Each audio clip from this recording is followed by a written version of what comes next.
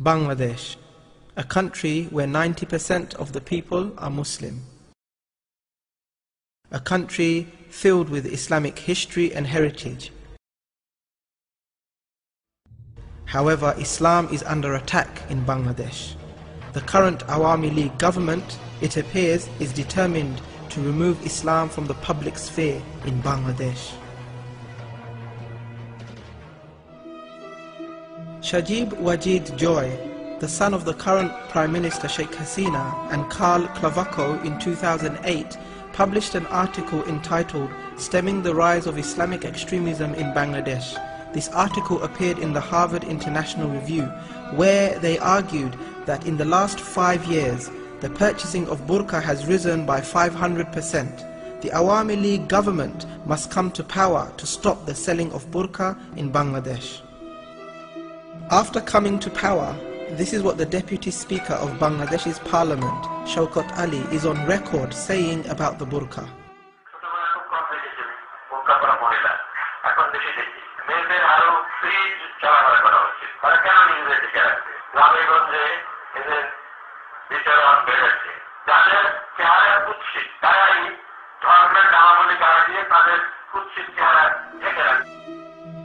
Such words from a senior government figure displays Awami League government's hatred against women who, out of modesty and a desire to please Allah subhanahu wa ta'ala, choose to wear the burqa. Increasingly, women who, due to Islamic conviction, have chosen to wear the burqa in the public domain are coming under pressure from places of work and education to abandon this religious obligation. Ma'am, উনি বলছেন যে আমরা যদি nursing ভালোমতো করি, মানুষের সেবা করি, তাহলে আমাদের নামাজের দরকার হবে না। নামাজ কে দেখে, কিন্তু নার্সিং সবাই দেখবে। আমাদের শুধুমাত্র একটা নামাজ ঘর, সেখানে সকল মুসলিম মেয়েরা নামাজ পড়তে পারে, সেটার জন্যই ওদের এত সমস্যা, সেটাও বন্ধ করে দিতে। The most recent attacks on Muslim women occurred when 20 students observing the Islamic burqa belonging to various educational institutions were arrested for no apparent reason. Police raided their offices and found copies of the Holy Quran, Islamic books, as well as other Islamic literature. However, the police falsely informed the media that their search uncovered terrorist literature and a plot to carry out a terrorist attack. The 20 women were taken to Ramna prison, where all 20 were forced into one prison cell. Despite the freezing conditions, the women were not provided blankets, nor did they have access to drinking water or food. The women complained about their inability to make ablution and pray. Their relatives were not allowed to visit them. Amongst the 20 arrested was a 5-month pregnant woman. She was not spared the humiliation and had to endure this harrowing experience despite her condition. In fact, this lady was forced to climb 8 flights of stairs at the courthouse, even though a lift was situated nearby. Shockingly, the judge approved 2 days of remand for 19 women, despite there being no evidence of them committing a criminal offence. It has been alleged that these women have been tortured and denied their human rights while in remand. They were forced to take off their hijab. They were dragged by their hair and forced to the floor.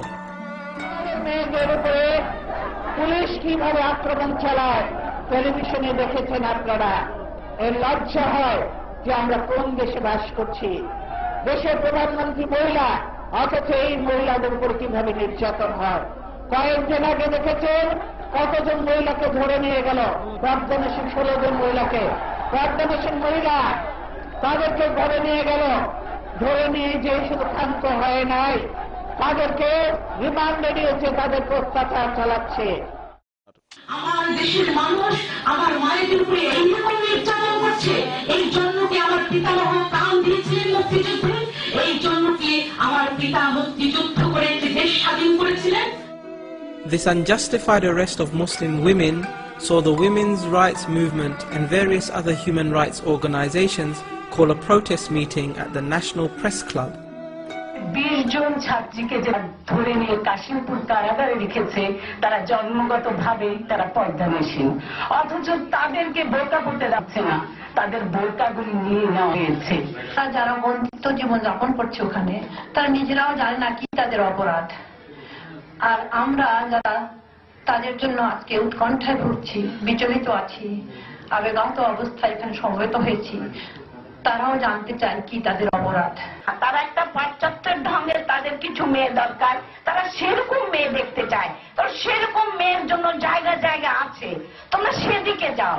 আমাদের এই ঢেকে ঢুকে আমরা একটু ভালোভাবে মেধা চর্চা করে নিজেদের ইজ্জত হেফাজত করে, আমাদের পরিবারের ইজ্জত হেফাজত করে, বাপমাকে কলঙ্কিত না করে, সমাজ রাষ্ট্রকে বঞ্চিত না করে, কলঙ্কিত না করে আমরা একটা ভালো কিছু করতে চাই।